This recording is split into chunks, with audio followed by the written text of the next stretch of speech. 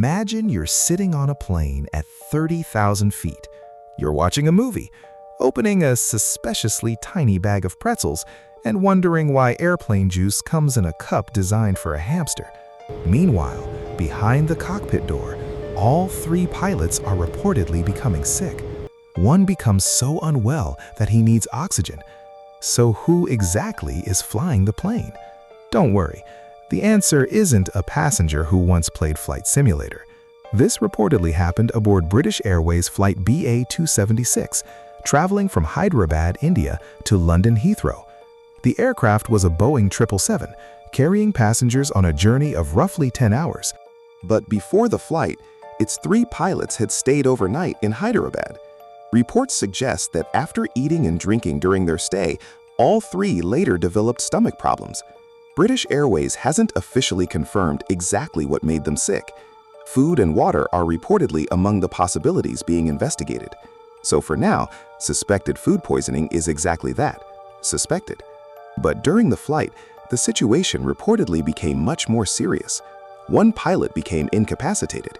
In aviation language, incapacitated means a pilot is too unwell to safely perform their duties. He was reportedly moved out of the cockpit, given oxygen, and monitored for the remainder of the flight. At this point, you might be imagining the cockpit completely empty while the plane circles Europe asking Siri for directions. Thankfully, that isn't what happened. Long flights often carry more than the usual two pilots. Because a journey can last 10 hours or longer, additional pilots allow crew members to take scheduled rest breaks. That meant this flight reportedly began with 3 qualified pilots aboard. When one became incapacitated, the other 2 remained capable of operating the aircraft. However, reports indicate that they were also feeling unwell. Despite that, they continued flying and landed safely at London Heathrow. The passengers reportedly left the aircraft normally. Most of them may not even have realized how unusual the situation had become. So why didn't the plane immediately divert to the nearest airport? Pilots don't make that decision by simply asking, "Are we feeling lucky today?" They assess several things. How serious is the illness? Are enough qualified pilots still able to work? Where is the nearest suitable airport? What is the weather like? How much fuel is available? Medical professionals on the ground can also help evaluate the situation. Based on the information available to them, the crew continued to London and completed the flight safely. If you enjoy unbelievable true stories explained without requiring a pilot's license, take a second to like the video, share it, and subscribe to Kliqora. It helps the channel take off. Yes, that pun was medically unavoidable. Now, this incident raises another question. Aren't pilots supposed to eat different meals so they can't both get food poisoning?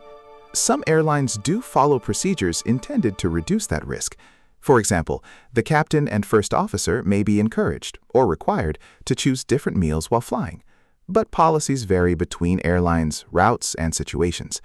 And this suspected illness may not have come from food served aboard the aircraft at all. Reports suggest investigators are looking at what the crew consumed during their overnight stay. If everyone drinks from the same water source or eats from the same kitchen, ordering different airplane meals later doesn't solve very much. It's like wearing a raincoat after you've already fallen into a swimming pool. British Airways said it was reviewing its crew accommodation in Hyderabad following reports of crew sickness. The airline also said passenger safety was not compromised. The pilots submitted safety reports, and medical testing was reportedly being conducted. That investigation matters because becoming mildly sick on the ground is inconvenient. Becoming seriously sick while responsible for a giant aircraft is an entirely different problem.